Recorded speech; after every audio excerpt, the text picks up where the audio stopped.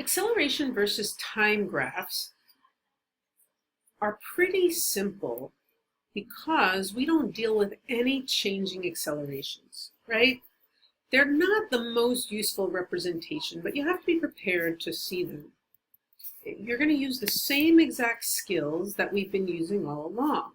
Identifying what's on the axes, looking at the trend, thinking about what's the meaning of the slope and what's the meaning of the area.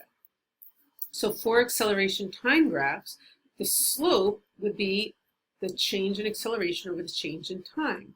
We don't have any relationships yet that talk about that. Certainly nothing in kinematics. So the slope doesn't mean anything.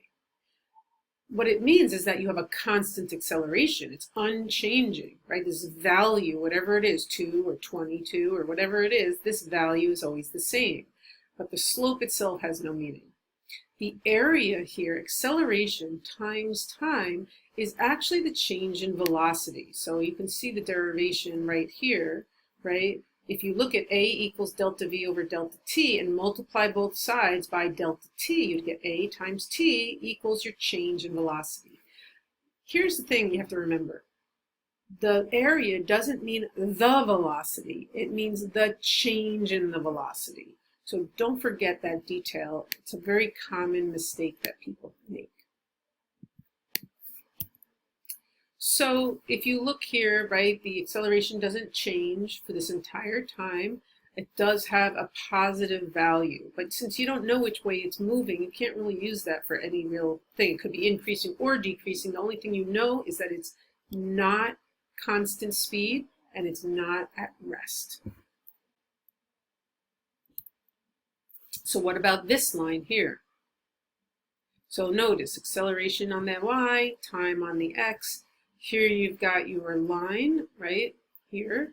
And so you could see that it's not, your acceleration is some negative value, but it's unchanging, right? The slope has no meaning. The area is going to be your change in velocity. So you have some negative change in velocity.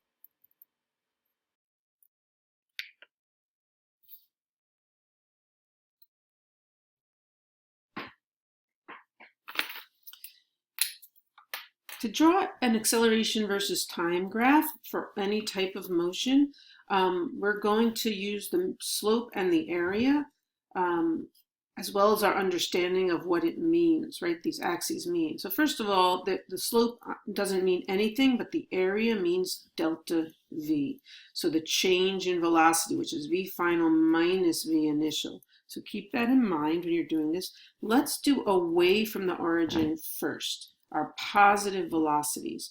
So when you're at rest, acceleration is 0. When you're moving with constant speed, acceleration is still 0. It doesn't matter if you're going towards or away, acceleration is still 0.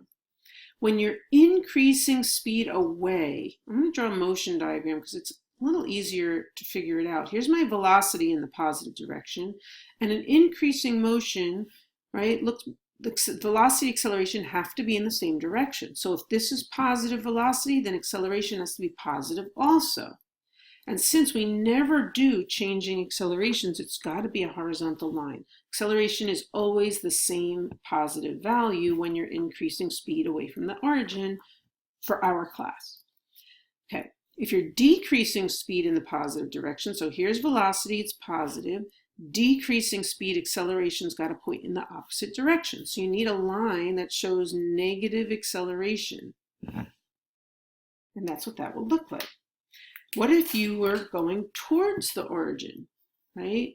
So if you're returning back, or you're moving to the left, you're moving west, you're moving down, whatever terminology you want to use. Well, at rest and constant do not change because, first of all, at rest has no direction and constant speed acceleration is 0 regardless of the direction you're moving.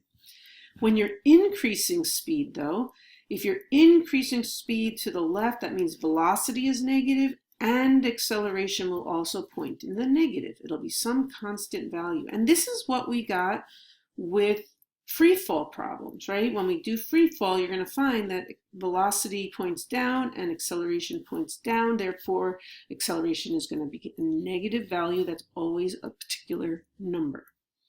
Same thing with Similarly, for decreasing speed, if you were throwing a ball up, let's say, this is like the previous problem, right? And you were decreasing speed, you still have velocity acceleration, right? Acceleration would still be negative.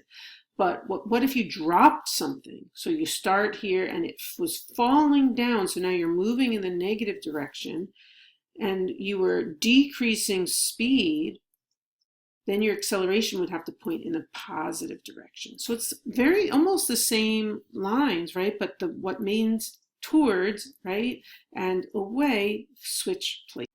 A person is walking in a straight line to create the graph. Describe the motion depicted. Let's assume, first of all, that the person is beginning where x equals 0. Okay, so that's something we have to assume, and that starts at rest.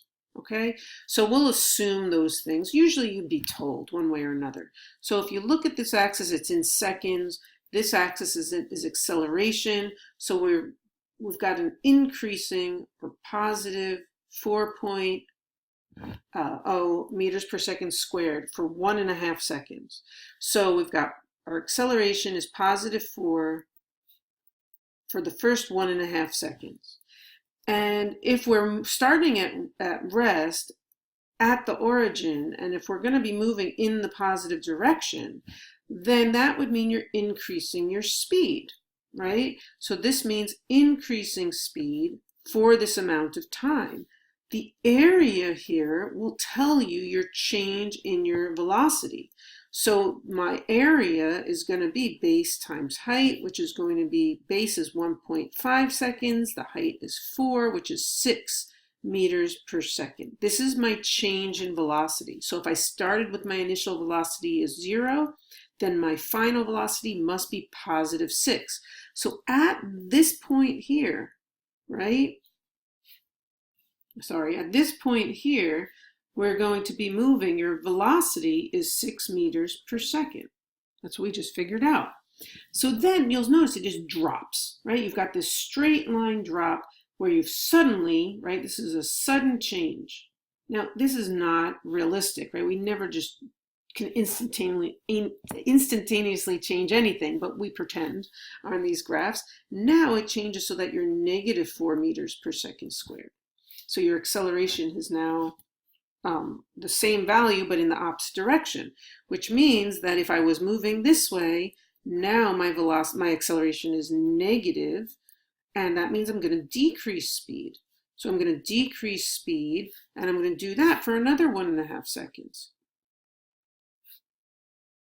That means that my area, again, to find my change, right, I've got 1.5 seconds is my base, and I've got negative 4, so I've changed by negative 6 meters per second. So if I'm moving at 6 meters per second, right, if I start at positive 6 meters per second, and I take away 6 meters per second in that time frame, then I'm back at 0. So my velocity is 0 at the end of this segment. So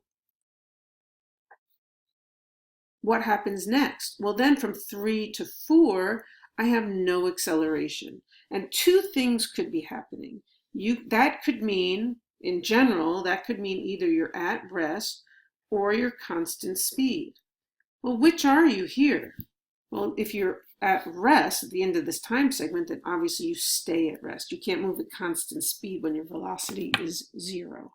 So there's a lot of information that you can get out of this, but it's limited. Like, you have to be given certain amounts to start you off and or make some assumptions.